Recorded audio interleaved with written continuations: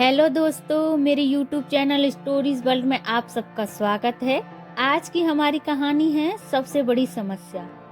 बहुत समय पहले की बात है। एक महाज्ञानी पंडित हिमालय की पहाड़ियों में कहीं रहते थे। लोगों के बीच रहकर वह थक चुके थे और अब ईश्वर की भक्ति करते हुए एक सादा जीवन व्यतीत करना चाहते थे। लेकिन उनकी प्रसिद्धि इतनी थी कि लोग दुर्गम पहाड़ियों, सकरे रास्तों, नदी झरनों को पार करके भी उनसे मिलना चाहते थे। उनका मानना था कि यह विद्वान उनकी हर समस्या का समाधान कर सकता है। इस बार भी कुछ लोग ढूंढते हुए उसकी कुटिया तक आ पहुंचे। पंडित जी ने उन्हें इंतजार करने के लिए कहा और 3 दिन बीत गए।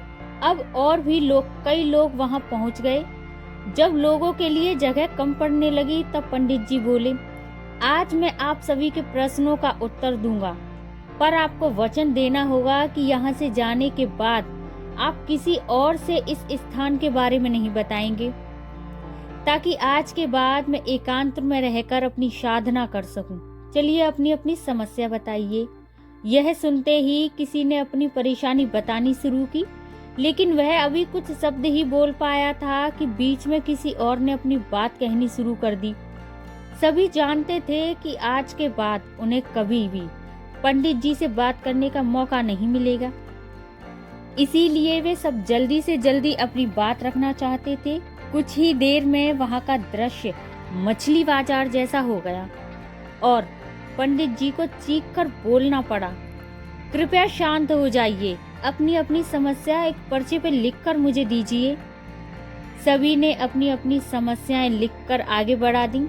पंडित जी ने सारे पर्चे लिए और उन्हें एक टोकरी में डालकर मिला दिया और बोले, इस टोकरी को एक दूसरे को पास कीजिए।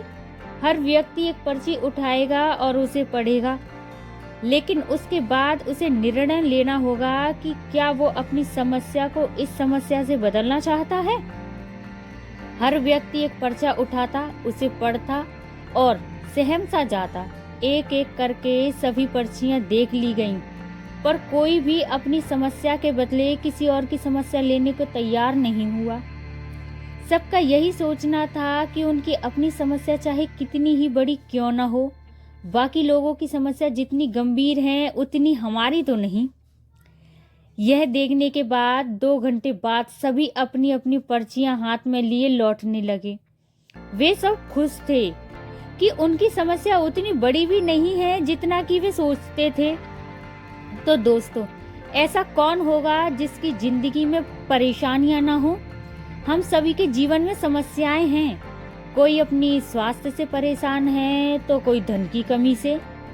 हमें इस बात को स्वीकार करना चाहिए कि जिंदगी है तो छोटी बड़ी समस्याएं आती ही रहेंगी। ऐसे में दुखी होकर उसी के बारे में सोचने से अच्छा है कि हम अपना ध्यान उसके निवारण में लगाएं, और अगर वो उसका कोई हल ही ना हो तो अन्य कामों पर ध्यान केंद्रित करें।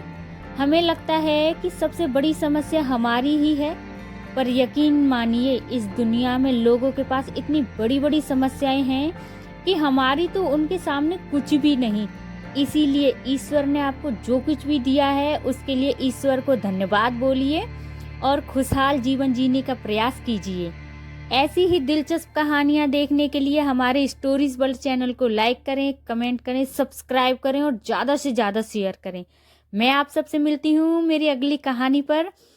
तब तक के लिए आप सबको मेरी वीडियोस देखने के लिए बहुत बहुत धन्यवाद।